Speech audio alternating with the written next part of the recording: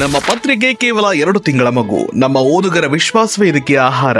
ನಾವು ಯಾವುದೇ ಒಬ್ಬ ರಾಜಕಾರಣಿ ಅಥವಾ ಶೋಷಕರಿಂದ ಒಂದು ಚಿಕ್ಕಾಸು ಲಂಚ ಪಡೆದದ್ದನ್ನ, ಸವಲತ್ತು ಪಡೆದದ್ದನ್ನ ತೋರಿಸಿದ್ರೆ ಅವತ್ತು ಪತ್ರಿಕೆಯನ್ನೇ ನಿಲ್ಲಿಸುತ್ತೇನೆ. ನಾವು ಸರ್ಕಾರದ ಜಾಹೀರಾತನ್ನ ಸ್ವೀಕರಿಸುವುದಿಲ್ಲ. ಪ್ರತಿಯೊಬ್ಬ ಕನ್ನಡಿಗ ಪತ್ರಿಕೆ ಕೊಳ್ಳುವ ಕಾಸಿನಿಂದ ಇದನ್ನ ನಡೆಸ್ತೇನೆ ಅಂತ ಕನ್ನಡದ ದಿಗ್ಗಜ ಪತ್ರಿಕೆ ಲಂಕೇಶ್ ಪತ್ರಿಕೆ ಪುಟದಲ್ಲಿ ಹೀಗೊಂದು ಪ್ರಾಮಾಣಿಕತೆಯ ಪ್ರಚಾರ ಮಾಡಿ ಖ್ಯಾತವಾಗಲು ಕಾರಣರಾದವರು ಪಾಳ್ಯದ ಲಂಕೇಶ್ ಅವರು. ಇದು ರಾಜ್ಯೋತ್ಸವದ 100 ದಿನ 100 ಜನ ಕನ್ನಡಿಗರು ಸಿರೀಸ್ ನ ದಿನ 36. ಹೀಗೆ ಯಾವುದೇ ಸರ್ಕಾರ ಅಥವಾ ಭ್ರಷ್ಟ ಉದ್ಯಮಿಗಳಿಂದ ಹಣ ಪಡೆಯದೆ ಕೇವಲ ಓದುಗ ಕನ್ನಡಿಗರ ನಂಬಿ ಪತ್ರಿಕೆ ಮಾಡಿದ್ದ ಲಂಕೇಶ್ರು ಕನ್ನಡದ ದಿಗ್ಗಜ ಪತ್ರಕರ್ತರಲ್ಲಿ ಒಬ್ಬರು. ಇವರು ಸಾಹಿತಿ, ನಾಟಕಕಾರ, ನಿರ್ದೇಶಕ, ನಟ ಮತ್ತು ಮಾನವತಾವಾದಿ. ಕನ್ನಡವೆಂದ್ರೆ ಅಪಾರ ಪ್ರೇಮ ಹೊಂದಿದ್ದ ಲಂಕೇಶ್ರು ಕನ್ನಡ ಭಾಷೆ ಬಳಸಿ ಎಲ್ಲೆಲ್ಲಿ ತನ್ನ ಅಜಾನುಭಾವ ಚಾಚಬಹುದೋ ಅಲ್ಲೆಲ್ಲ ಕೆಲಸ ಮಾಡಿದ್ದಾರೆ. ಗುಂಡೂರಾವ್ ಹಾಗೂ ರಾಮಕೃಷ್ಣ ಹೆಗಡೆಯವರ ಸರ್ಕಾರವನ್ನ ಒಂದೇ ಒಂದು ಆರ್ಟಿಕಲ್ ಅಥವಾ ಹೆಡ್ಲೈನ್ ನಲ್ಲಿ ನಡಗಿಸ್ತಾ ಇದ್ದಂತ ಲಂಕೇಶ್ ಅವರ ಪತ್ರಿಕಾ ಧರ್ಮ ಎಂದಿಗೂ ಬಹುತೇಕ ಮಾಧ್ಯಮಗಳಿಗೆ ಆದರ್ಶ. ಬಳಿ ಮಾವಿನ ಮರ ಲಂಕೇಶ್ರ ಆತ್ಮಕಥೆ. ಇಲ್ಲಿ ಮಾವಿನ ಮರದ ಜೀವನ ಘಟ್ಟಗಳಂತೆ